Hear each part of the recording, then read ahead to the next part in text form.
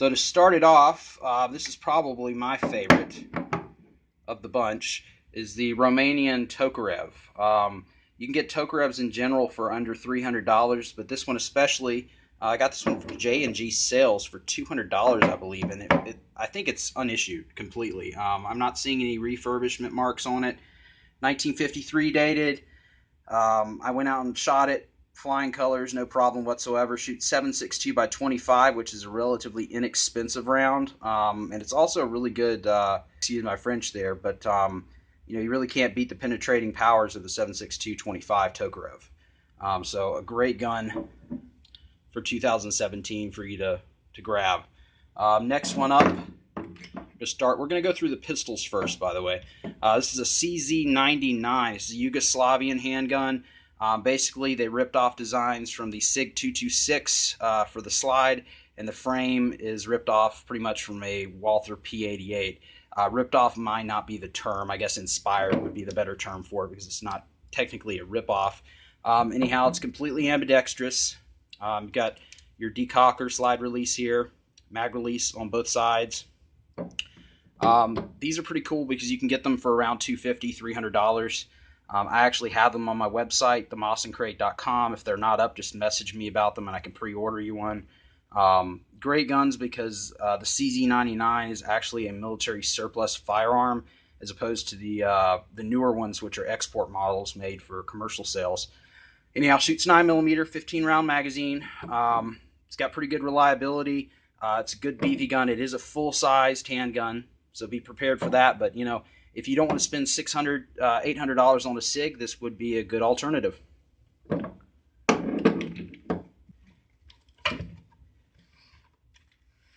Next up, we have the NAGANT revolver. This is an 1895 NAGANT revolver, or NAGANT revolver, however you want to pronounce it.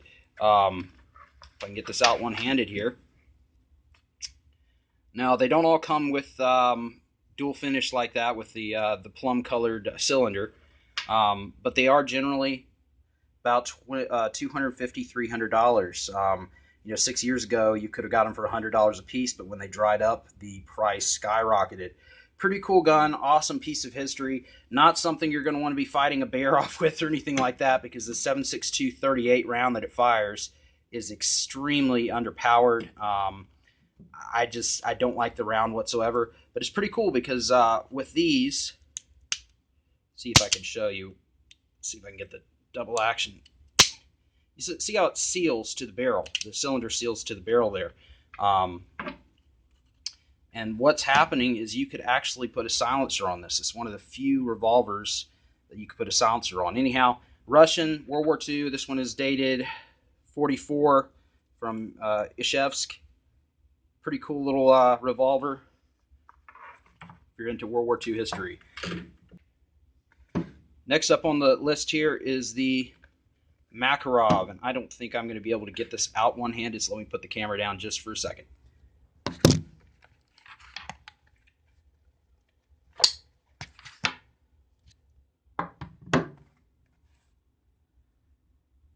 This is actually a Soviet Makarov, a Russian Makarov. This one was made in 1960. And there's all kinds of Makarovs. East German, there's Chinese, Bulgarian, Russian. There's probably a couple others. Anyhow, this is a Russian. Plan on spending $500, $600 for one of these. But you can get almost identical Bulgarian Makarov for just $200 right now from Sportsman's Guide at the time of doing this video. Which is a fantastic deal at sportsmansguide.com. I've heard mixed reviews on them. Some people say they've got some with almost no finish left. Others said they've got, very good to excellent condition gun. But for $200 for Makarov, you can't really beat that. They're great little guns. They are single stack. But, if you're wanting an awesome Cold War era piece of history, that would be fantastic. The accessories for these are dirt cheap as well. It's another great reason. You can get the holsters, and tool kits and things like that for pretty cheap. Magazines are going to run you about $30 to $40 for a spare, but you can get the Bulgarians, I think, for around $20 still. So next up we have the Russian M44, the Mosin Nagant, or Mosin Nagant, again, however you want to pronounce it. M44. This one is a 1944 dated Ishevsk. It's got a nice laminate stock.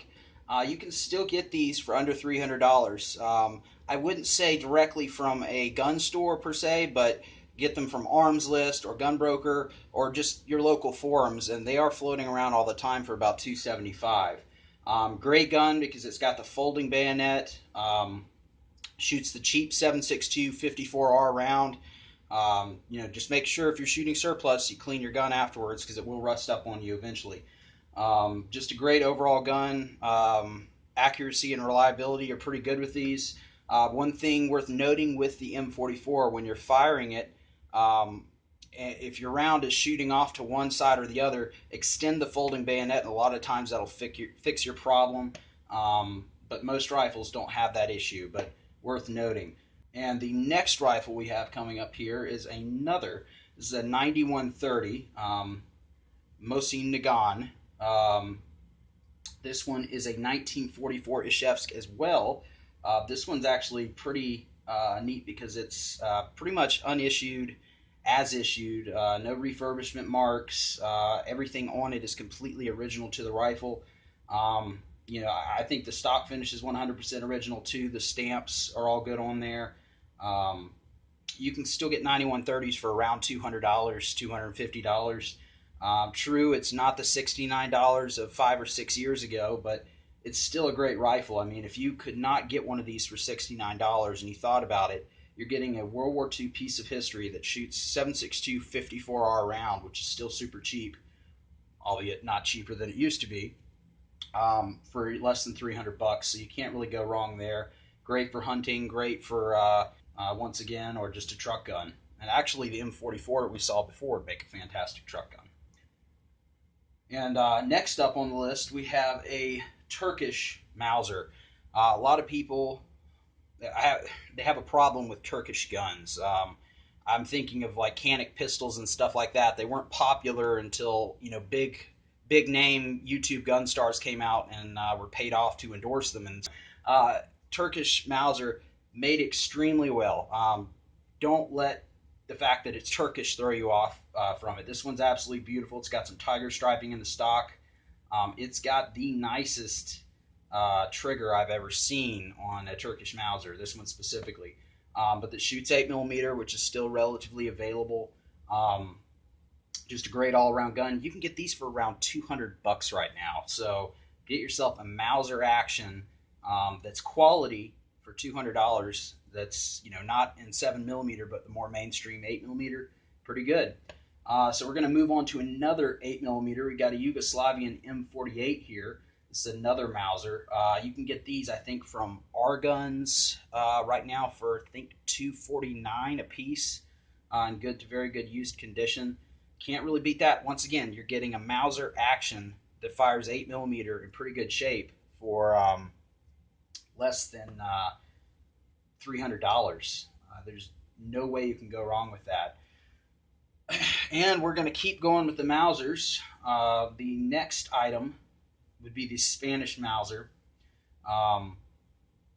This is the M1916. This one actually is the 7.62 by 51 or 308, however you'd like to put it. This came from J&G Cells as well, and they have these for right around $200. I think they have the 7mm version for about $179. Irregardless, these come in mixed conditions. I've heard a lot of mixed reviews. I got this one. It's got some cracks in the stock. The band spring is broken. What else? I'm having troubles with the follower on it. But the stock's absolutely beautiful. It's got tiger striping all along the stock. Bore on it's excellent. It's got a really cool crest on the receiver. And it's got that really neat Spanish history to it. So, if you're wanting a 308 gun and you're not wanting to spend $400, $500, that's probably a good route to go. You spend $179, you get one, maybe it needs a little bit of work, but still, for under $200, can't beat that. And definitely my favorite, and probably one that's going to surprise you, The last rifle I'm going to show you is the Type 99 Japanese Arisaka. Um, I absolutely love these guns. You're buying a gun that's most likely, check for import marks, make sure it's not super banged up because it could be a Chinese import from yesteryear. But the majority of Japanese Arisaka rifles are actually bringbacks from World War II. So you can spend $2,000, $3,000 for an all-matching Mauser German K98 bringback, or you can spend $250 for this rifle here, or $300. The prices on them are still low. It does shoot the 7.7 Japanese, which is 7.7 by 58. Ammunition's pretty expensive. There is literally no surplus available, so you have to buy commercial. I think Hornady is really the only one that comes to mind right now. It's about $1.50 per round. But the action on this gun is known to be the strongest bolt action of any gun during World War II. Any bolt action gun, anyways. So you can go out there, great for hunting. It's a full size 7.7, so it's comparable to a 308 or something like that. Chrome lined bore. Um, Grab them now, because if there's one in this entire line of things other than maybe the Mosins, would be the Arisaka for investment. If I had to rank these 1 from 10, or 10 to 1, the number 10 spot would definitely go to the NAGANT revolver. Great gun, but they're pretty high price right now compared with what they used to be, and I just can't get that through my head. What I could have got for $99 6 years ago, I'm paying nearly $300 for today. Call me a spoiled loser, but it just, or poor loser. It just doesn't seem right to me. Number 9 would definitely go to the Spanish Mauser. Great deal. It's in 308, but I just don't. It's mixed reviews. Some of them are really good. Some of them are yeah. So that's number 9. Number 8 would go to the CZ99. I don't really see that going anywhere as far as an investment in the near future.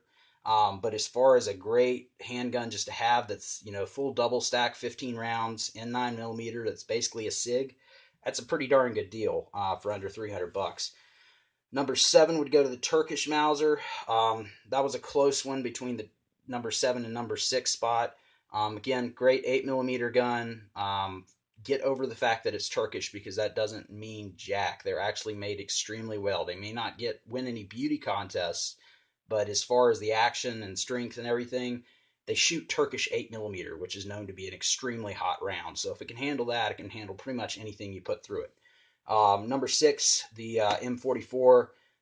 Pretty self-explanatory there. It's just a really neat gun with a folding bayonet and shoots cheap ammunition. The prices on those, as the supply of them continues to dwindle, is just going to keep going upwards. So as far as investment, shit hits the fan, pretty much anything you'd want, it's a great rifle for that. Number 5 would be the Tokarev at $200. I mean, you're getting an awesome piece of Cold War and technically World War II history with a fantastic round that's still available. So no brainer there. That's going to go up in value over time easily. It's at $200 right now. Number 4 would be the Makarov. $200 for Makarov. Same exact reason for the one I just stated on the Tokarev. Number 3 would go to the Yugo M48. Yugoslavian Mausers are known to be extremely high quality. So for around $250, 8mm, what's not to like? Number 2 would go to the 9130. I still think these are going to go up in price. People may think I'm crazy. I think with the Trump administration coming in and hopefully friendly relations with Russia, that we'll see a flood of them, and that will jack the prices down again to maybe, the hundreds or somewhere in there. Like $150, maybe even $100. But eventually, once the supply drives, it's going to go skyrocket, because the ammunition is still affordable and it's such a popular gun. It's not something that's going to, die out like a Carcano or something like that and just have not that much popularity. So for investment, use, hunting, everything, number 2 is awesome. Number 1 spot's Japanese Arisaka. I think it's the most underrated rifle, military surplus-wise, out there. I think people see how expensive the ammunition is and just sway from the rifle. They go away from it. Definitely grab one if you can, and you'll know exactly what I'm talking about.